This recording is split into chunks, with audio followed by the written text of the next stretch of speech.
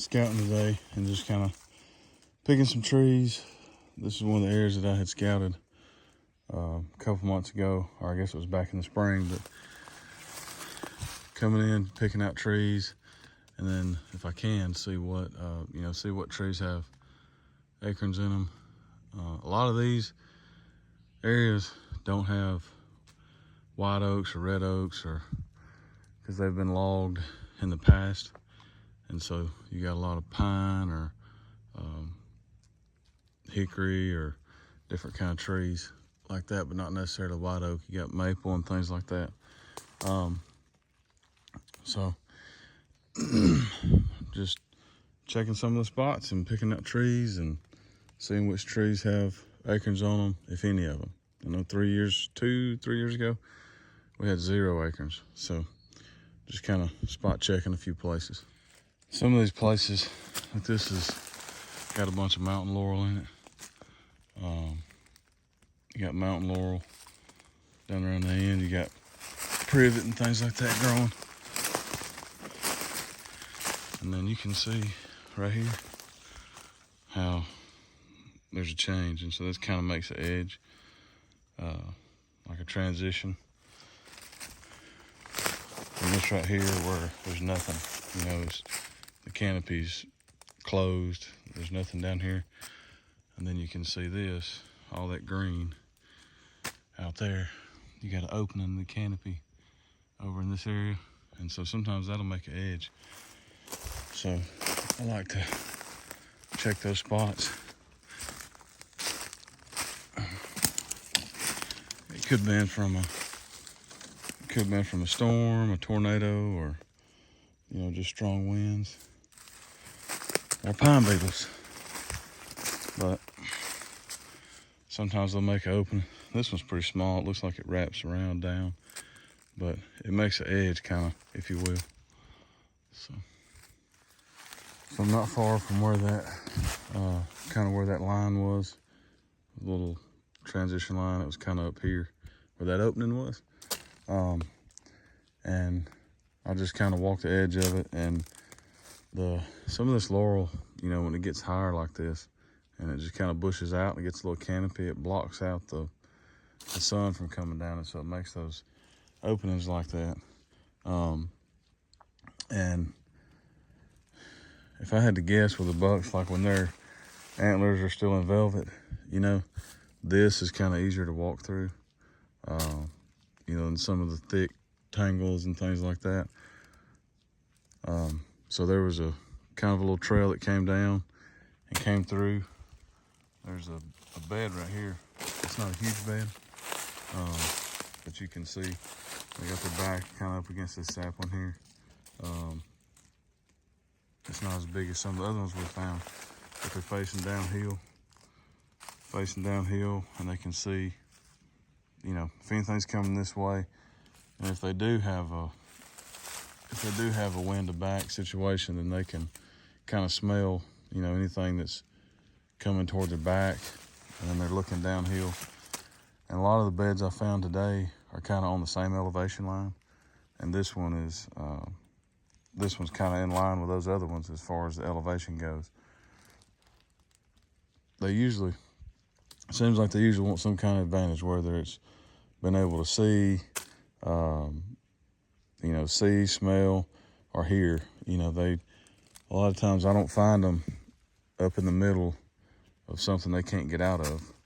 Usually they're on the edge of it looking out. They might be, 5-10 yards inside of it where they can still see out of it.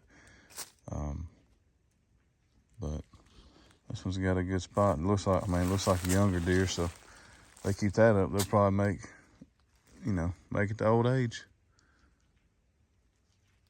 I think I can hear some pine beetles. That's why I was walking by one of these trees and started noticing all this. Looks like shavings, or I don't know if that'll come up on video, but there's all kind of sawdust down there. So it's good and bad, I guess. It's nature's way of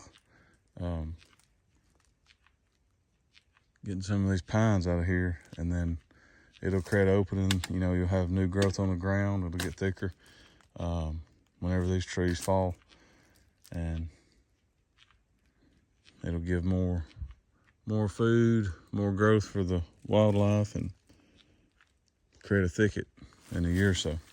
I've been following deer trails all morning, just kind of scouting them, and whatever area you're hunting, when you figure out what trees the bucks prefer to rub,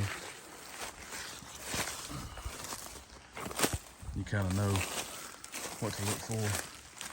Like this one here, this is a cedar tree, and it's old. It looks like an old signpost rub, what people call annual rubs. They come back and hit it every year. It doesn't look like it was hit last year, but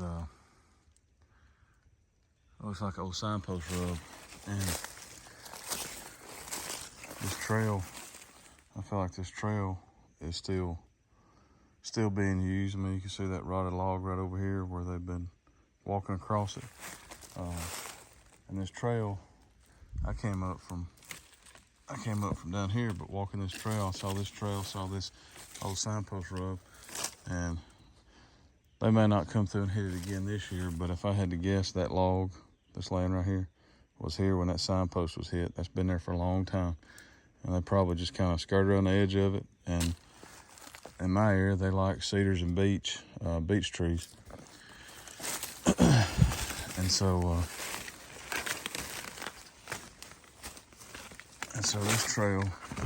this trail's still being used, and it just kind of works its way right up through here.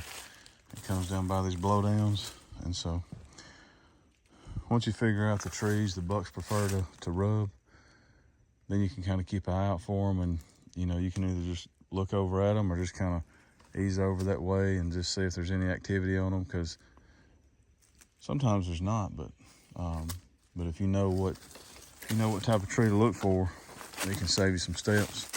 Still following that deer trail that just walked with that old signpost on it.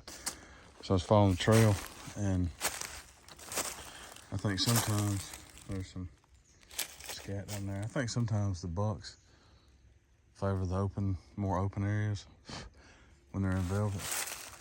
And so we came out of thick nasty. You can kind of see the edge there where the green is. And once you get here, there's a beech tree right here. And there's usually our deer like to make scrapes under beech trees, and there wasn't one. So I kept following the deer trail, and there's white oaks in this area. And so this is a pretty decent sized bed right here. It's quite a bit bigger than the last one.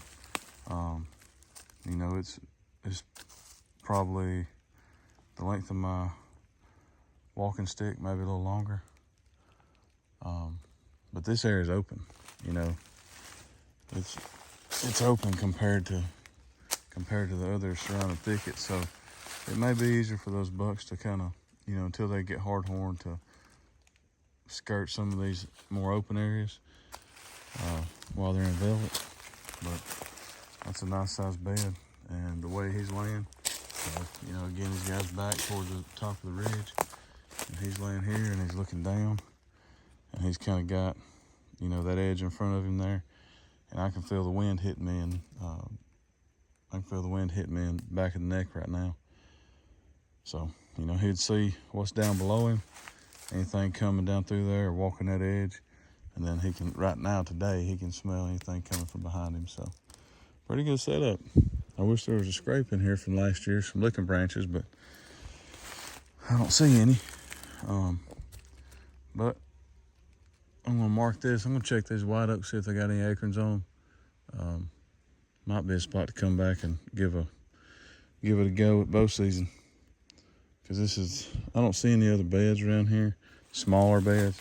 This is another one right here, but it's the same size.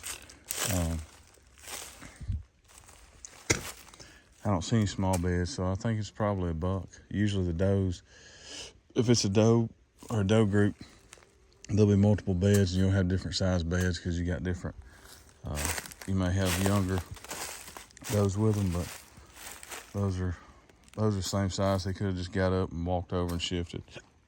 So keep looking.